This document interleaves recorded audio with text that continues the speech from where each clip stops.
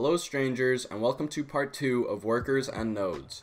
So in part 1 we covered how to acquire workers and how to assign them to a task. If you are a new player, I would suggest going to watch part 1, which I will link in the description below. I'd also like to briefly mention that this guide is by no means the most effective way to set up nodes. This is just for new players who want to assign their workers to profitable nodes. There are many advanced guides out there which maximize the return for nodes, and if this is what you're looking for, this may not be the guide for you. So let's move on. In part 2 we're going to be covering the following: what are nodes and how do they work, node unlocking, and node investing. So what are nodes and how do nodes work? Nodes are areas on the map which you are able to invest your contribution points for ingredients as return. These nodes are located all over and can be easily viewed by pressing M and clicking Node Production Information under World Map filter in the upper right. This will allow you to view all the nodes you have unlocked. So when viewing a node, it can have other investment points on which your workers are allowed to be assigned a task to. This can be viewed by clicking on a node which contains a gathering resource within it. Once a node is unlocked and assigned, this task will be completed by the worker within the time limit displayed, and he will store what he has gathered at his assigned city. The worker will repeat the task until he is out of energy or the assigned amount has ran out. So workers and nodes are one of the best ways to make passive silver in BDO. Investing in large amounts of nodes and hiring a lot of workers will allow you to gather lots of ingredients. These ingredients can be sold for silver or can even be used towards workshops, which can allow you to profit even more off what you have gathered. When you invest your CP into the right nodes, you will see the potential of what your workers can really do for you. This being said, the workers and node mechanics in this game should not be underestimated, and if you lack setting up these nodes in early game, it can hinder your future progress in BDO. Let's move on to how to unlock nodes. Unlocking a node is very easy. By clicking on a node while viewing it on the map, this will show you the node information in the upper left. By clicking on Contribution Investment, this will invest a certain amount of your CP by the amount shown above the Contribution Investment button. So once you are invested, you are able to access everything within the node. Some nodes may require energy investments or quests before you are able to unlock the available gathering resource within that node, and some nodes just don't have anything at all. They will just help connect to other nodes. Connecting nodes can be done by observing the white line from one node to another. Once you invest in one, you are able to move to the next node. You can also click on nodes that are unable to be invested in and click previous node, eventually finding your way back to one of the main cities. Nodes always have to be started in a blue icon city or town. These cities or towns are nodes in which work supervisors are available in.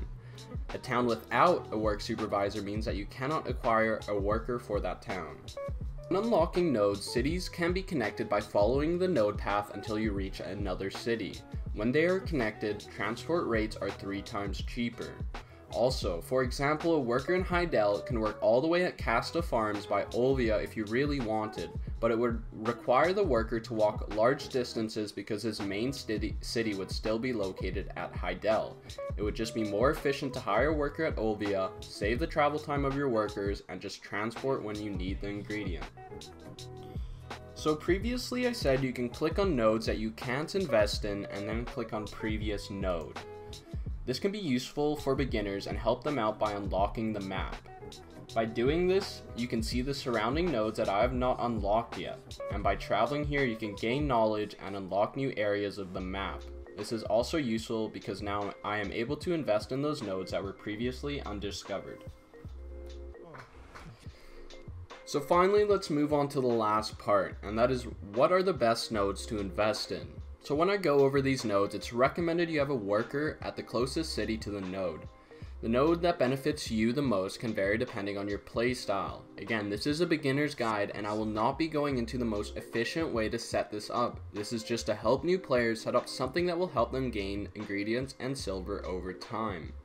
In my experience so far, timber, mining, and excavation nodes are some of the best ones to invest in. This list will not include cereal ingredients such as wheat, potato, corn, barley, or sweet potato. Cereals should be balanced with the amount of beer you need for your workers.